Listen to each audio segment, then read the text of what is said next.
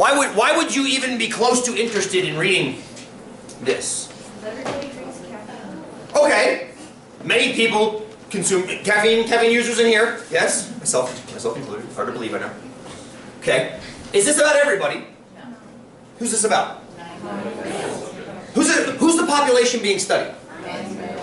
Males at right place. Elite male cyclists, right? In particular, male elite. Now, your sample is your nine male cyclists, right? Your 9 male subjects. That's your sample. Ostensibly, you're talking about cyclists in general, and I guess male cyclists in general, because you only have males in the study, so that seems only fair. You can talk about male cyclists. Good. So why are we reading this then? Do male cyclists read or drink more coffee than other people? Is that what's being implied here to the title of the study? What's the title of the study? Low doses of caffeine reduce heart rate during submaximal cycle. That's a mouthful, wasn't it? Low doses of caffeine reduce heart rate during submaximal cycle ergometry. Anything in there catch your attention? No, lots of confusing stuff. Well, yes. Start with the first 6 words. Low doses of caffeine reduce heart rate. Stop right there. Low doses of caffeine reduce heart rate. Is that what you'd expect from caffeine? No. You see, that's why you're reading the article. When you drink caffeine, generally, why do you drink caffeine? I mean, I'm assuming you don't consume caffeine just for the taste of caffeine. It's in something else. But why not drink decaf coffee? It tastes terrible. Because it tastes terrible? Okay, good, maybe. I can't tell the difference, but... To wake up, most people. The idea is the caffeine is a stimulant. Thank you. Thank you, Austin. It's a stimulant, right? It's a stimulant. So therefore, what's the definition of a stimulant? Increases heart rate and related things, yes? So basically, if you consume caffeine, the status quo, the expected, the usual, would be that heart rate goes up. What's the first 6 words of this? Heart rate goes down, i.e. a surprising result, i.e. why you're reading about it. Why would caffeine make heart rate go down? 2 explanations. 2 explanations. Number 1. Okay, good. 1 reason. That's like a scientific... Give me a statistical reason as to why. If you really think caffeine should raise your heart rate, what's the statistical reason it lowered heart rate in this study? Because you got an outlier. Good. There are 2 possible explanations for this lowering of heart rate, besides we got in the paper. Number 1 is that something scientific is actually going on to lower heart rate, number 1. Or number 2, we just got deviant data one time, and we should probably do it again to see if it gets replicated. Make sense? Now here's the deal. You have to address both of those in your results. You have to address both of those, saying, okay, here's my results, and here's what we think happened, but we have to have a nod to the fact that it could have just been random chance and fluke. That's what today and next Tuesday is all about. So let's start analyzing this. Here are the results you just read. Did you catch that they actually did the caffeine at 3 different levels? Yeah. They had a 1.5 and 3.0 plus a placebo. So they had a sugar pill.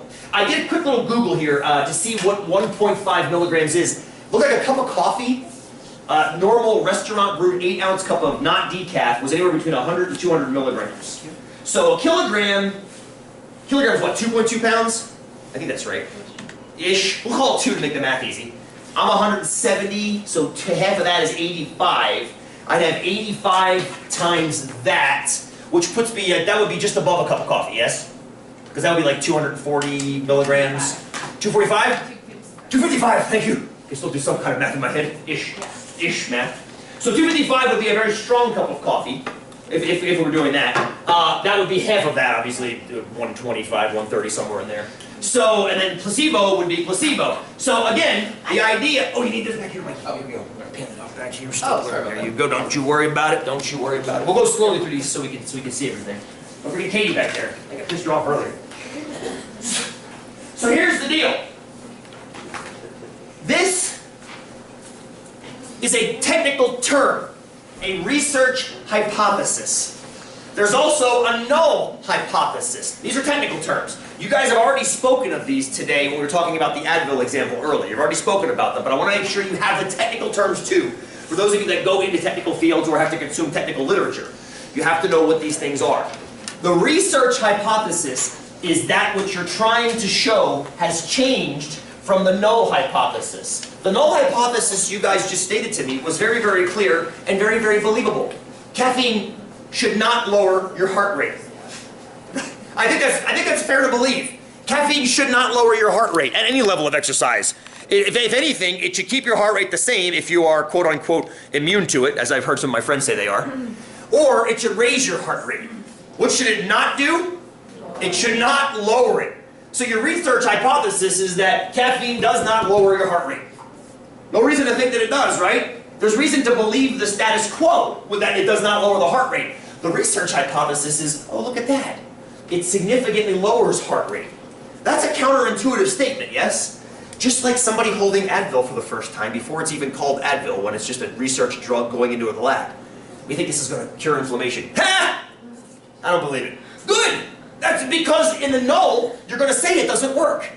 Your research hypothesis is going to be that it does work. Your research hypothesis is always going to be the aha result that you're shooting for in your research. Why it's called the research hypothesis. Why is it called the null? I don't know. I mean, null, you know what null means? Generally?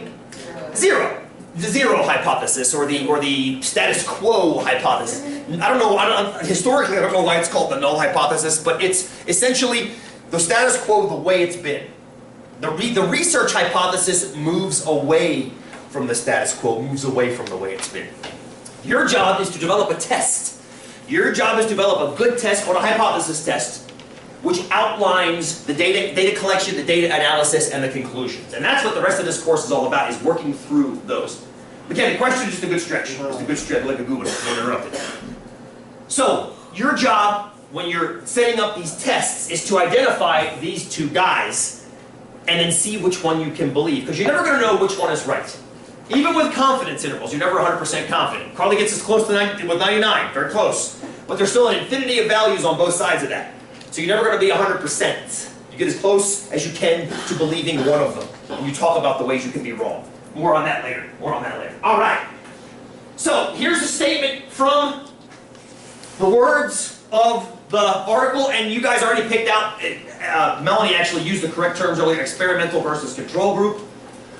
When you see caffeine, that is the experimental drug in this case. Advil would have been the experimental drug before. Caffeine is the experimental drug here. Yes.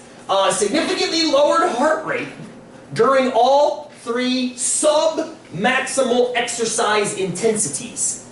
Ooh. Compared to placebo. Ooh. P less than 0.05. That's the most important part of it, is understanding what that means. But not at rest, P greater than 0.05, or at maximal exercises. Now there are 3 different workout intensities. Hopefully you caught the 3 different ones. They gave it's bikey, techie talk.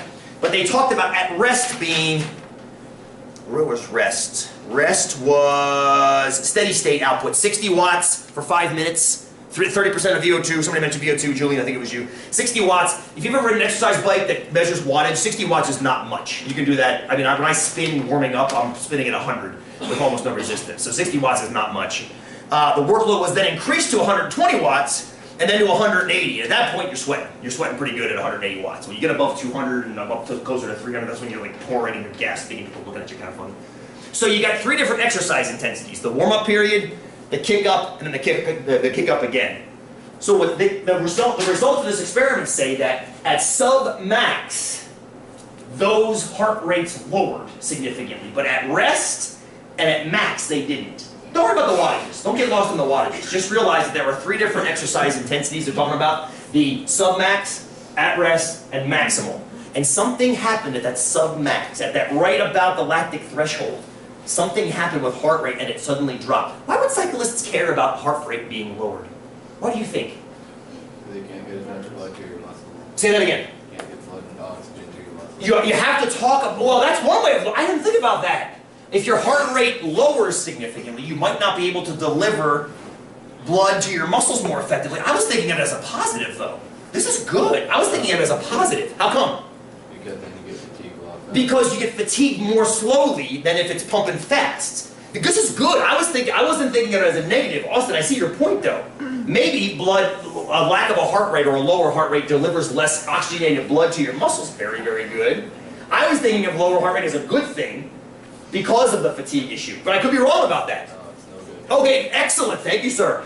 Either way, you want to know about it, yes? Either way, you'd want to know about it because at this level, sometimes that makes a difference between first and second place, along with a healthy dose of blood doping, according to everything I've heard about professional cyclists recently. So, anyway.